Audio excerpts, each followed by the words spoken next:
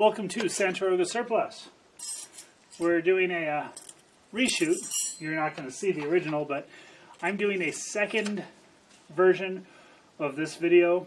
We're out at the range. We're going to do a little more zero and grouping with the Crazy Ivan optics mount on the DMR project.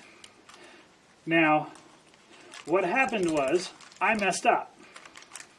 And the first time I brought this out to do this video, I didn't realize that I had used the temporary thread locker when I was initially doing the build. And I had meant to switch it out before I finished the last video, and I didn't. So everything worked loose.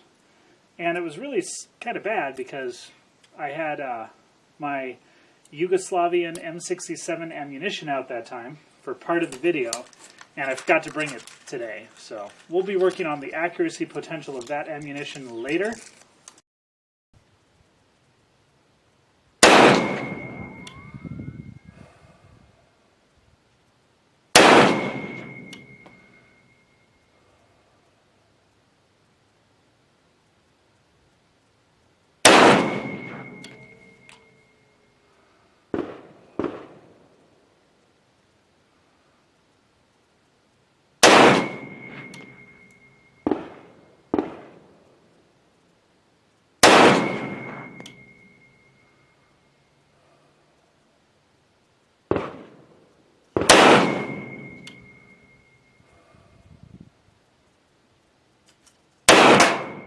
That was right.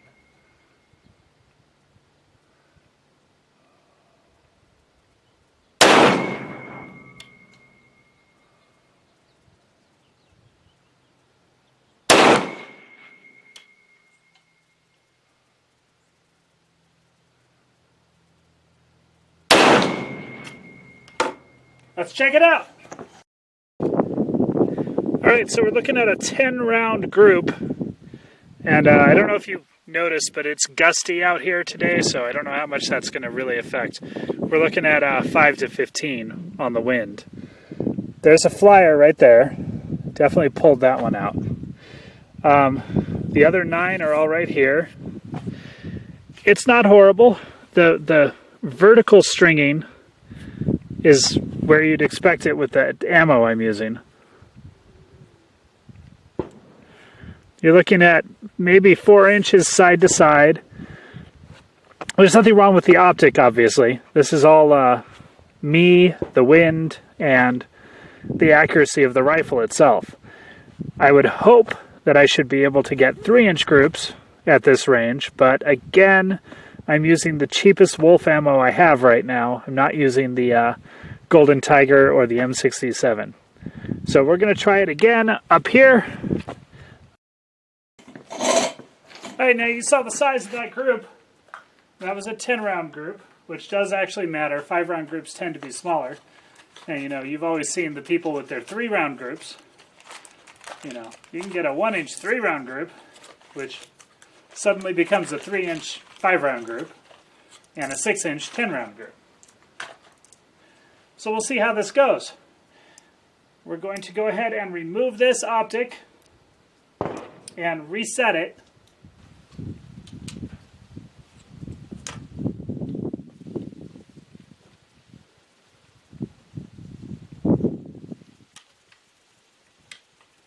Alright, mounts is off. We're just going to put it back on. We don't have to bang it around or anything. I could clean it, but that's kind of boring to do on camera.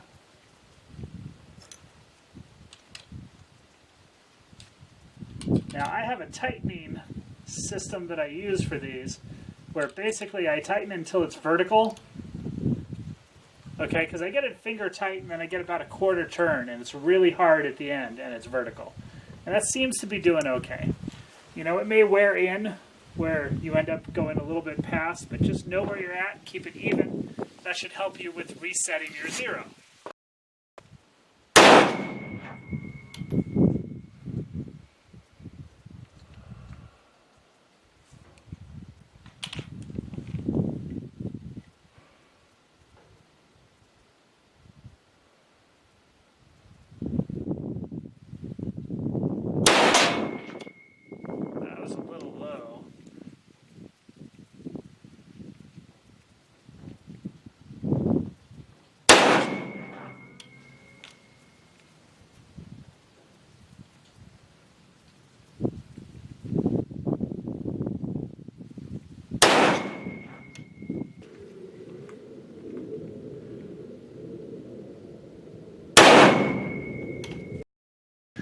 Okay, so here we have the second group.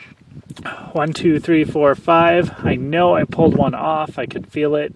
It's kind of one of those things you always do. In terms of side-to-side dispersion, we dropped that down. The wind stopped being as gusty and just started being steady. So here we're looking at a good solid 2.5 inch side-to-side dispersion as opposed to 3.5, 4 inches before. So I'm very happy with that. The up and down, it is what it is. Those two are probably me.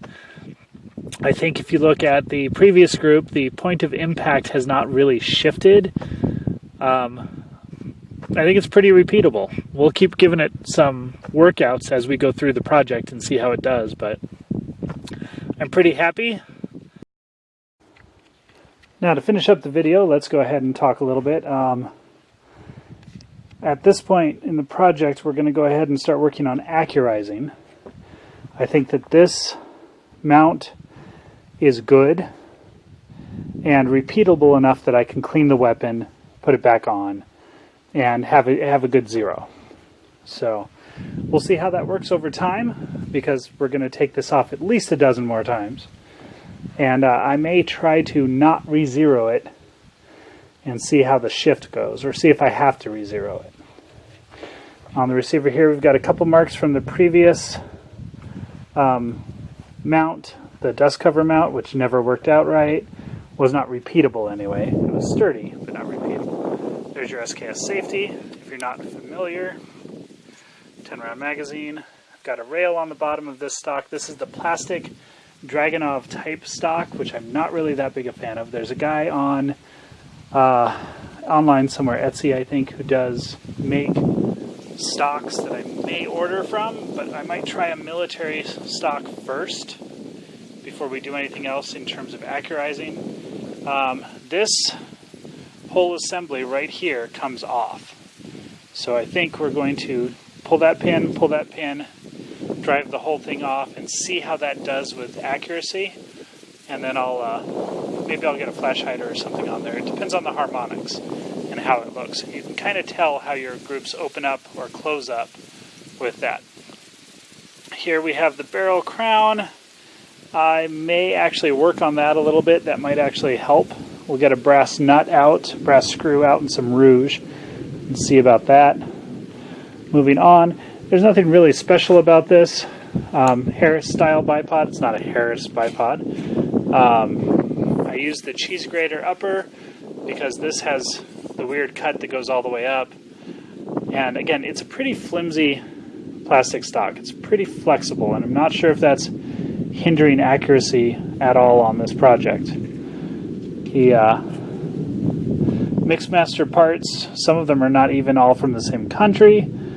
That's pretty much it. One thing this stock has that I do like is it has the adjustable cheek riser. It does not, however, have a big enough cheek riser.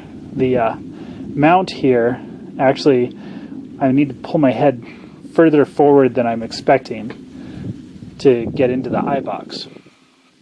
So I definitely don't need this further up. I could almost use it further back with a stock this size. If I go back to the production stock, the military surplus stock, it'll probably be okay. Everything else is doing well. The paint's holding up pretty well on the stock.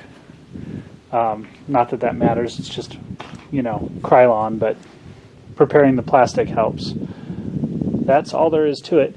Remember to like, share, subscribe. Go ahead and hit PayPal or Patreon if you want to. It does always help. And we'll get this back to looking like a military rifle for the next shoot.